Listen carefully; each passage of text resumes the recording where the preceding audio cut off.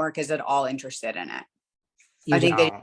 no, I think they had such a hard time with everything. And I don't know. I just think from what I've heard, and again, I didn't even watch the season I was a friend of, and I didn't even watch the 5th season because I like PTSD.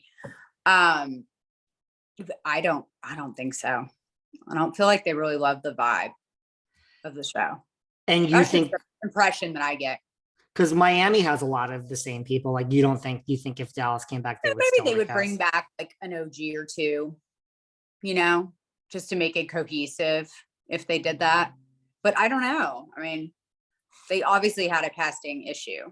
I don't know what that was because I don't know their formula, but there was something that just didn't work, you know, and I'm sure that happens, but it just didn't work out. And And it had to, I think it was like casting, and then some inconsistencies in production, like, you know, and I think all the shows have that where you get different producers every year. We never had like a consistent EP, and, you know, it was just changed every year. And I mean, they may do that for a reason. I don't know, that maybe all the shows do that. I don't know, just so that they, you know, rotate through. But I don't know. To me, I run a company and I prefer consistency. That's in a company and management.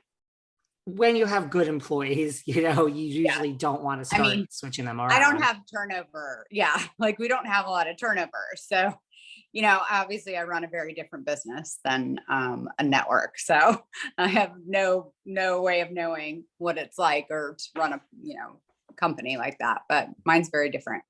Do you find, because like I said, like you have opens now, you know, Lemmon Avenue Plastic Surgery in Atlanta, you've moved on, you're busy. Like, do you think some of your ex-colleagues have not moved down? And, you know, Miami, there is this narrative that these women spent 10 years, certain people wanted it back on the air and that's all they talked about and did. I mean, do you think we have some people that are in that category from Dallas? I mean, none of my friends are like that. Like, I think they've pretty much moved on with their lives. But I don't know about all of them, but my friends definitely have moved on. Is that a knock to say Deandra maybe hasn't? I don't know. I heard she was at BravoCon. She was at BravoCon in some capacity, according to her Instagram. That's, yeah. You would not be going to BravoCon, Cary.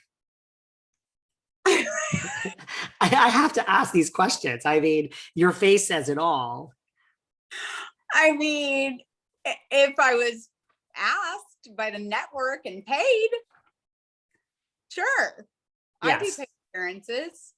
People that are asked. Paid speaking engagements. And like, I think I traveled like every weekend last month, you know, but for speaking engagements.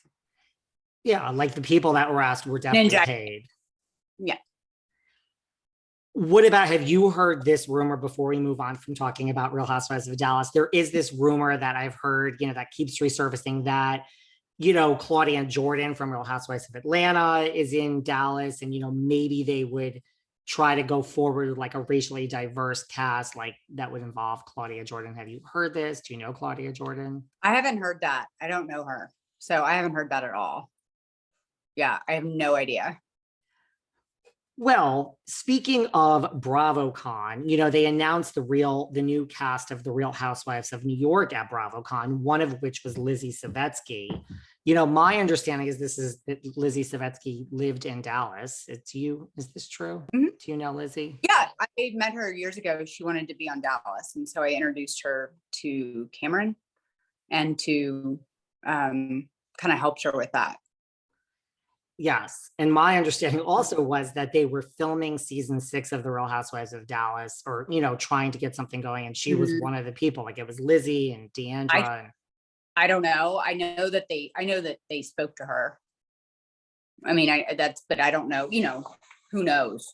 That's all hearsay unless you're actually network or production, because, you know, but I mean, I know that she definitely wanted to be on Dallas, and like we had talked about it. She's a sweet girl. She, her husband's a plastic surgeon also. And yeah, they just moved to New York. I know. And I saw that texted her the other day. I don't think it was about Real Housewives, but I just had seen that she moved to New York.